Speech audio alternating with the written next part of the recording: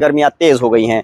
चुनाव आयोग ने 10 मई को मतदान और 13 मई को मतगणना कराने का ऐलान किया है। उसके बाद से तमाम राजनीतिक दल स्वार विधानसभा सीट पर अपने अपने प्रत्याशी तय करने में जुट गए हैं। लेकिन जनता के सामने सबसे बड़ा सवाल यह है कि लगातार एक के बाद एक चुनाव हो रहे हैं।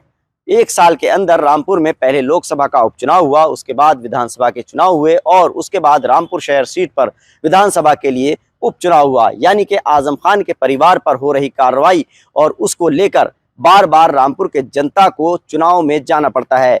उपचुनाव में रामपुर की जनता का इस बार कहना है कि इस बार इस तरह का प्रत्याशी वो चुनने जा रहे हैं जो कुछ दिनों उपचुनाव से बच सके, क्योंकि बार बार उपचुनाव से जनता आजिज हो चुकी है और विकास कार्य नहीं हो पाते हैं।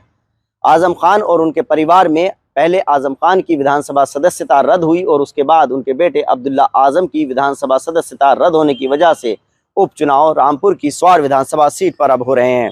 ऐसे में देखना ये होगा कि क्या आजम खान अपने परिवार से किसको चुनाव में खड़ा करेंगे या फिर समाजवादी पार्टी किसी और को अपना प्रत्याशी बनाएगी। लेकिन जनता के मन में इस बार देखने को मिल रहा है कि वो उपचुनाव से आजिज आ चुके हैं। भाई, रामपुर में चौथी बार चुनाव होने जा रहा है। लगभग 1.5 साल के अंदर ही चुनाव है।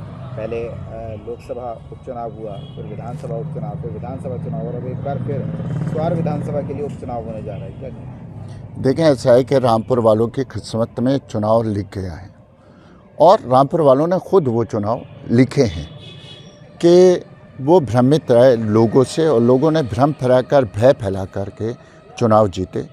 जब उनकी पोल पट्टी खुली तो लाजमी सी बात है कि कानून ने उनकी विधानसभा सदस्यता रद्द की।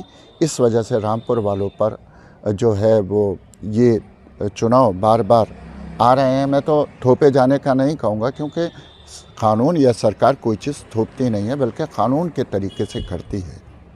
अब रह जाता है, अभी आपने कहा कि स्वार में चुनाव है, तो स्वार की जनता जो है वो अब इनका बेटा शहर से जाएगा, चुनाव लड़ेगा, जीतेगा, आ जाएगा, उनका बेटा शहर से जाएगा, चुनाव लड़ेगा, आ जाएगा। अब स्वार की जनता इनका बेटा और उनका बेटा नहीं चाह के स्वार का बेटी और बेटा ही चाहती है।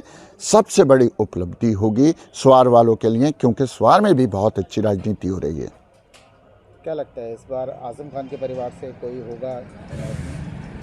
लाजमी सी बात है कि वो परिवार राजनीतिक परिवार है, लेकिन जिस हिसाब से आजकल उसका डाउनफॉल चल रहा है उस हिसाब से तो मुझे नहीं लगता कि उनके परिवार से कोई बंदा होगा, क्योंकि अब कोई बंदा ऐसा रहा नहीं है जो आरोपित नहीं है।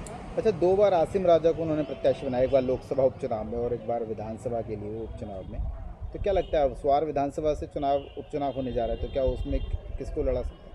देखें, मैं क्योंकि उनसे जो है वो बिल्कुल मतलब मुझे जानकारी उसके बारे में नहीं है, लेकिन साथ रहे और हमें दोबारा परेशानी का सामना नहीं करना पड़े।